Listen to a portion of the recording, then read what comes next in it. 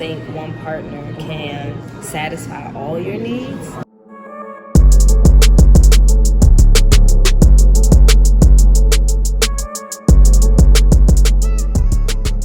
So today we got a return guest with us, Miss Jasmine. Yes. Hello, everybody. I'm Jasmine Neicole, creator of All Things Beautiful. And today we're going to be talking about polygamy. It's one of those things that a lot of people probably don't really share too much about. I think it's a really interesting topic. What about you, yourself? Is that something you've really talked about with friends, over the years? Yes, definitely a common subject amongst friends.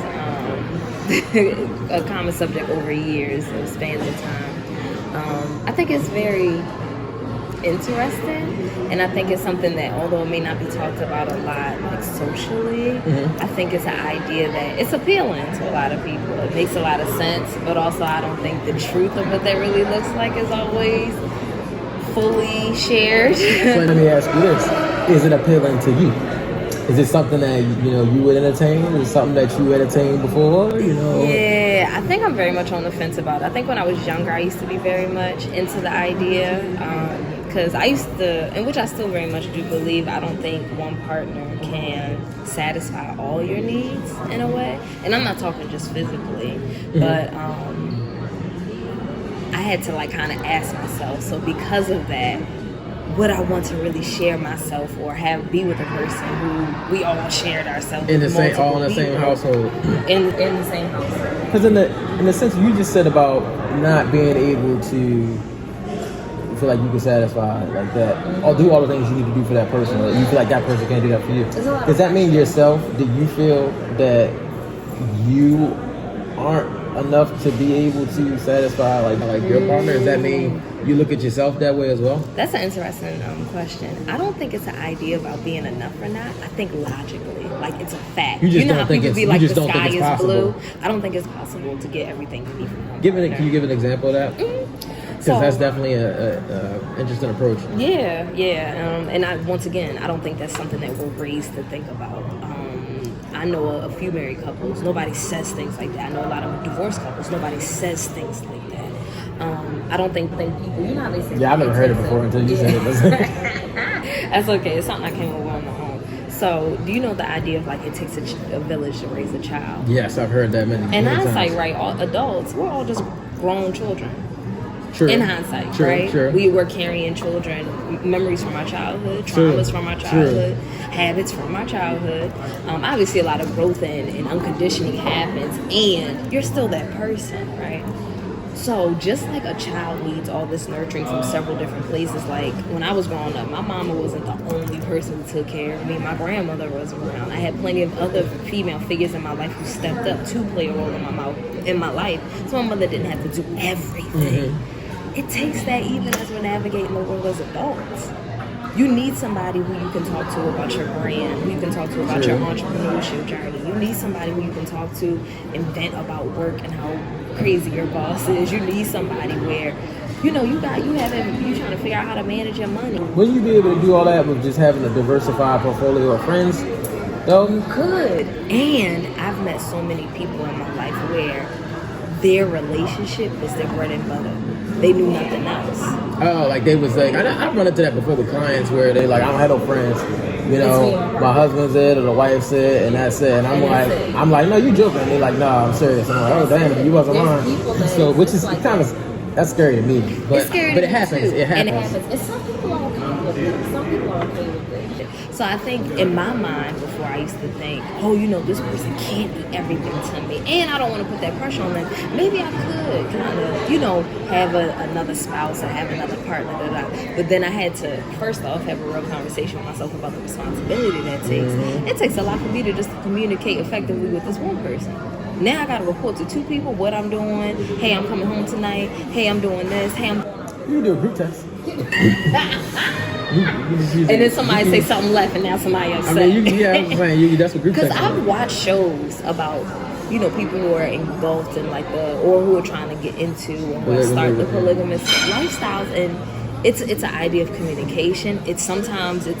Say it's a woman, two men who are her partners. She's having conversations with Joe. She's having conversations with Bill. then there's times where all three of them have to have conversations together. And then there may be a night where Bill tells Joe, like, I don't like the fact that you knew I was hanging out with her Thursday night and then you was blowing up her phone because you wanted to hang out with her around 12 o'clock. And y'all supposed to be on the same team. For me, it's giving a level of drama. So you brought up a good little point where you just mentioned about the communication between all parties. The fact that you got two different options there, where you can be, as a lady, it could be two guys, or it could be, another girl and a guy. I would think, for all the straight guys out there, that we only doing it one way. It's gonna be me, and it's gonna be two other girls, or three other girls, or whatever. What do you have to say about the fact that I would think if you do have a dynamic where it's two guys and a girl, I mean, I would think that girl has to be okay with the fact that I would think those guys would be bi. If that's what, that's you, nothing wrong with that. But I would think that is a different type of dynamic, I would say, because now you got guys, messing with the guy messing with you. It's a different type of mix as opposed to like the one guy and the two girls and the guy being like the central plex of everything. It's a little different. I feel like if you had the two guys and the one girl, what would you say about that? Yes, I think it's really about being able to separate the multitude of variations that could possibly happen. Because in my mind, if all, like, say it was involved with two guys, and they're all intimately involved, then to me that sounds like a problem. I know I've seen like documentaries and stuff where there's a man who may have multiple women, that doesn't automatically mean the women are automatically involved. Sometimes that's true. That is definitely true. It's all their wives, and then it's just them. Separate rooms. They may have separate houses. And then he just calls them when he wants them or whatever.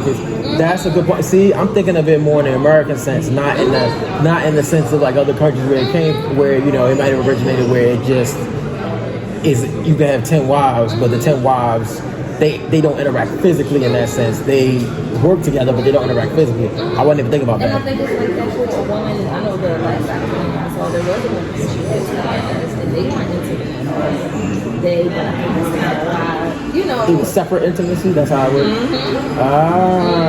So the two partners was guy and a girl, or was it just how was it set up? It was one woman, and she had two male partners. But they weren't in the same home. But the guys didn't interact like physically, or whatever, just with her. Intimate way. Yeah, with her.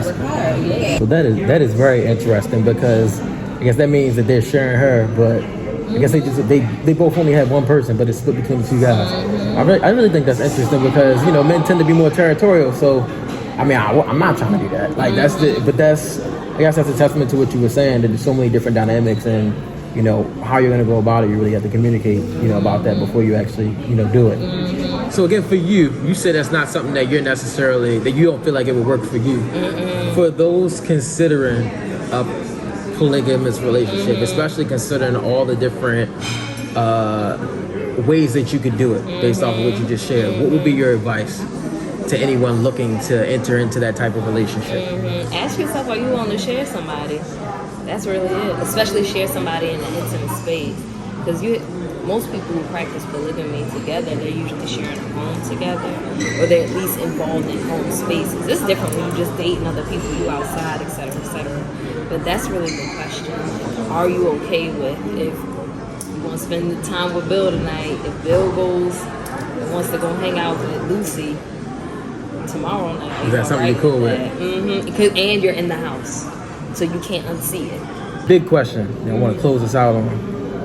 If someone's looking to enter a polygamous relationship, do you feel it's necessary for them to have been through at least a few monogamous relationships? And maybe it's just one long one, but do you feel like it's important for them to have experienced that, especially in a healthy way, before they can successfully navigate a polygamous relationship? Yeah, I think that's a great question. I absolutely do think all things in life should be practiced in duality. I think you have to ask yourself those questions, especially if you're a person who loves love or wants a partner at some point in time in your life.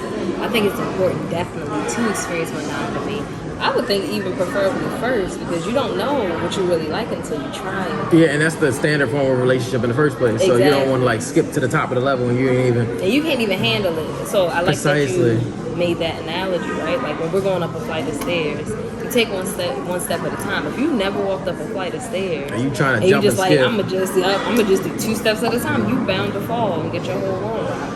No, But then again, there may be some people out there, like if you were raised around polygamous lifestyle, That's a good point. That might be your standard. All you know. And your standard option. And that may, for you, that is your comfortable. That's you a good can't point. imagine, like I was watching the same documentary, and it was a family it was a guy who has multiple wives, and he has a son.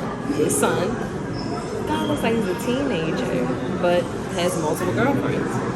Because that's what like he used to. Mm-hmm, that's what a good point. It really depends on where your background. And you could tell it didn't seem like it was forced on his child. Like it seemed like that's what his child wanted to do, but that's what he knows. So I feel like, do what you feel like feels comfortable at first. If you're interested, if you're interested in exploring things, cool. But just know you can't handle managing one relationship because there's so much more. You're not finna be able to handle multiple. You cannot do two, because two, especially if you're talking about polygamy, and it could be more than 2. And then there's children involved. I ain't even think about that. That's a whole nother video. It's a whole nother video. Like you're really intertwining lives. Intertwining your life with one person is a lot. You're dealing with in-laws. You're dealing with what people are gonna think when y'all are outside. Your friends and things like that. A lot of factors. The last point is I feel like we just really have to know what we're getting ourselves into in terms of dating in general. That's why research is so important. I'm sure Psychology Today has a lot of great resources.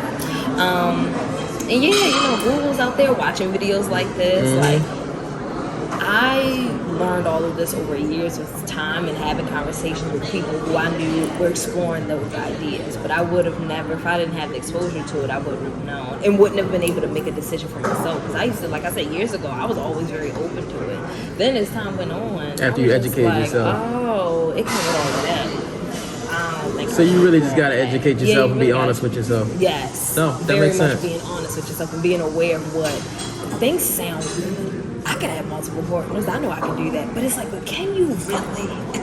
Are you mature enough? Do you have the capacity and the bandwidth to care about each partner's feelings and emotions on a daily basis? And equally. Because that's what it takes.